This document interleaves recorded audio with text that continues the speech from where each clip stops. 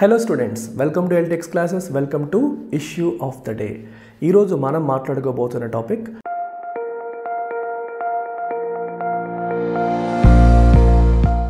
ఆంధ్రప్రదేశ్కి special category status వచ్చే అవకాశం ఉందా? సో దీని గురించి మనం డీటెయిల్డ్గా మాట్లాడుకుందాం. అసలు first of all special category status అంటే అర్థం ఏంటి?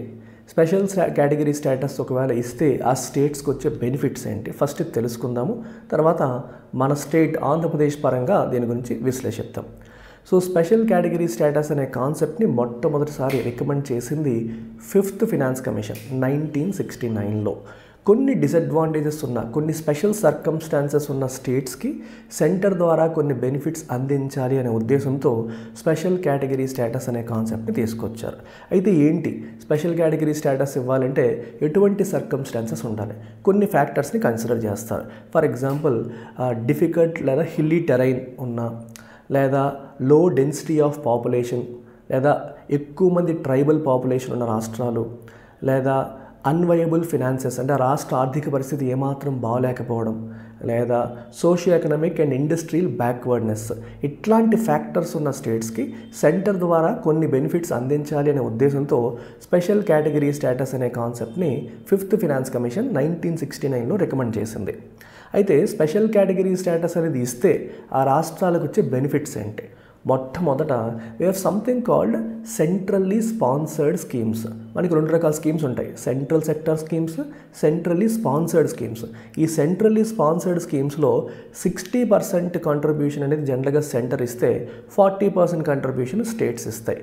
అదే స్పెషల్ కేటగిరీ స్టేటస్ అనేది మనకి ఉంటే అందులో 90% కంట్రిబ్యూషన్ సెంటర్ ఇస్తుంది, స్టేట్స్ 10% కంట్రిబ్యూట్ చేస్తే సరిపోతుంది. సో సెంట్రల్లీ స్పాన్సర్డ్ స్కీమ్స్లో సెంటర్ యొక్క కాంట్రిబ్యూషన్ చాలా ఎక్కువ ఉంటుంది ఫర్ స్పెషల్ కేటగిరీ స్టేటస్ వచ్చిన స్టేట్స్కి.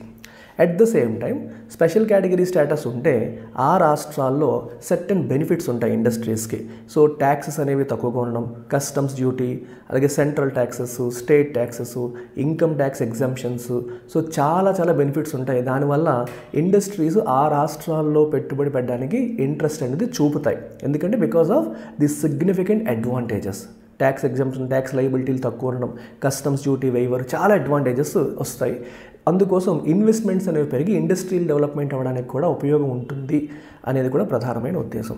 సో ఇప్పటివరకు ఏ రాష్ట్రాలకు ఇచ్చారు? ప్రధానంగా ఇచ్చినవన్నీ కూడా మనకి బార్డర్ ఏరియాస్లో ఉన్నవి, హిల్లీ టెరైన్స్, ఈ ట్రైబల్ పాపులేషన్ ఎక్కువగా ఉన్న లాంటి వాటికి ఇవ్వడం అనేది జరిగింది.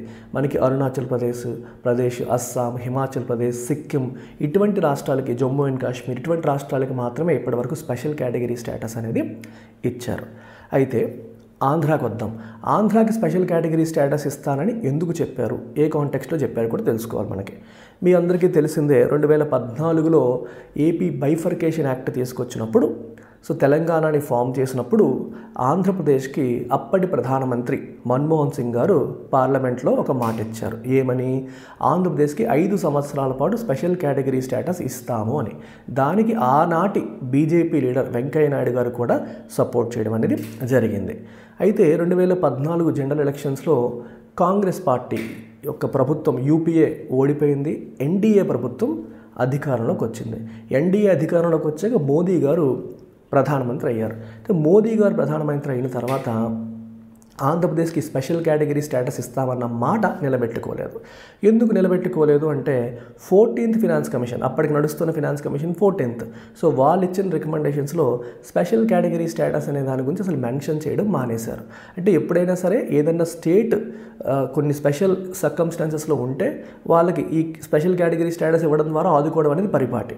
సో 14th ఫినాన్స్ కమిషన్ ఏం చెప్తుందంటే ఇకపై అలా ఇవ్వాల్సిన అవసరం లేదు, జనరల్ కేటగిరీ, స్పెషల్ కేటగిరీ అనేది డిస్టింక్షన్ మానేసి, ఒకవేళ ఏదైనా స్టేట్కి రెవెన్యూ డెఫిసిట్ అంటే వాళ్ళకి విపరీతంగా వస్తున్న ఆదాయం కన్నా పోయే ఖర్చులు ఎక్కువే ఉంటే, రెవెన్యూ డెఫిసిట్ అనేది ఆ స్టేట్కి ఉంటే రెవెన్యూ డెఫిసిట్ గ్రాంట్స్ అనేది ఇవ్వమని చెప్పింది.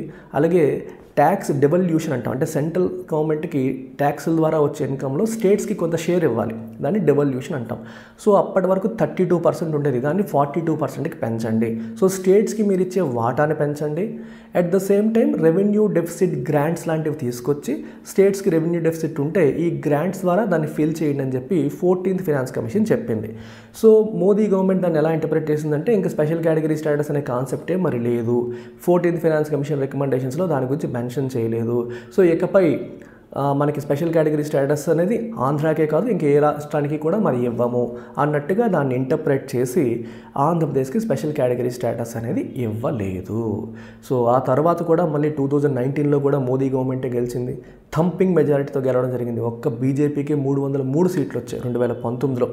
సో కాబట్టి ఆంధ్రాకు చెందిన పార్టీలు ఏవి కూడా గట్టిగా నెగోషియేట్ చేసి స్పెషల్ కేటగిరీ స్టేటస్ మన ఆంధ్రప్రదేశ్కి తీసుకురాలేకపోయాయి. అయితే ఇప్పుడు మళ్ళీ ఎందుకు డిస్కషన్ అవుతుంది అంటే ఎన్డీఏ ప్రభుత్వం సెంటర్లో వచ్చింది, ఇక్కడ తెలుగుదేశం పార్టీ, బీజేపీ మరియు జనసేన కూటమి ఆంధ్రాలో కూడా అధికారంలోకి వచ్చింది. అయితే బీజేపీకి సెంటర్లో సొంతంగా నిలబడే అవకాశం ఈసారి లేదు, ఎందుకంటే బీజేపీకి 240 దగ్గర సీట్లు మాత్రమే వచ్చాయి.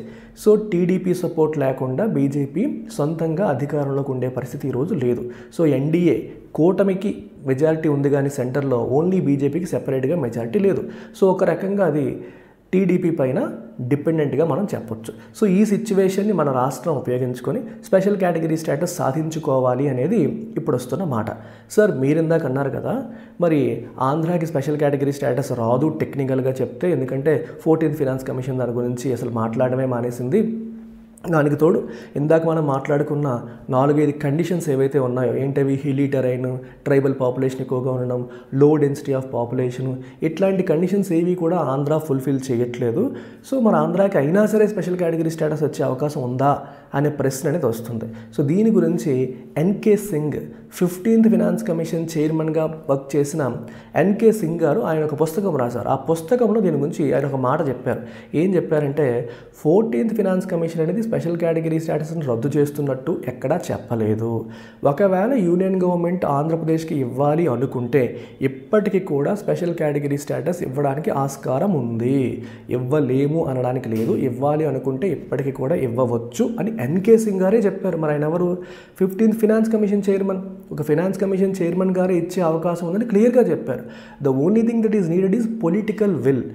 సెంటర్లో ఉన్న ప్రభుత్వానికి ఆ పొలిటికల్ విల్ అనేది ఉంటే, ఇవ్వాలి అని స్ట్రాంగ్గా అనుకుంటే వాళ్ళు ఈ మ్యాటర్ని 16th ఫైనాన్స్ కమిషన్కి రికమెండ్ చేయొచ్చు, లేదా రిఫర్ చేయొచ్చు, వాళ్ళ ఒపీనియన్ అడగొచ్చు, లేదా నీతి ఆయోగ్కి కూడా వాళ్ళ ఒపీనియన్ ఏంటని అడగొచ్చు. అడిగి ఇవ్వాలి అనుకుంటే ఇప్పటికీ కూడా ఇచ్చే అవకాశం అనేది ఉంది.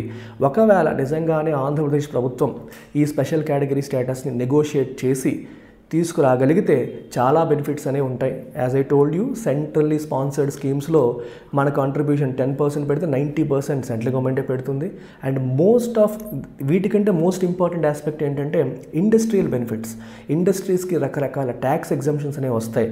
సో ఆంధ్రాకి పెట్టుబడుల వెల్లువ వచ్చే అవకాశం అనేది కూడా ఉంది if we get special category status. అయితే ప్రస్తుతం ఏర్పాటు చేయబడ్డ కొత్త ప్రభుత్వం మరి ఎంతగా ఒత్తిడి తీసుకొస్తుంది, అది ఎంతగా తెచ్చుకోగలుగుతుంది అనేది మనం వేచి చూడాల్సిన అంశం. సో టెక్నికల్లీ స్పీకింగ్ వచ్చే అవకాశం ఉందా అంటే as per N K Singh, yes, union government అనుకుంటే ఇప్పటికీ కూడా ఇవ్వవచ్చు. Take care.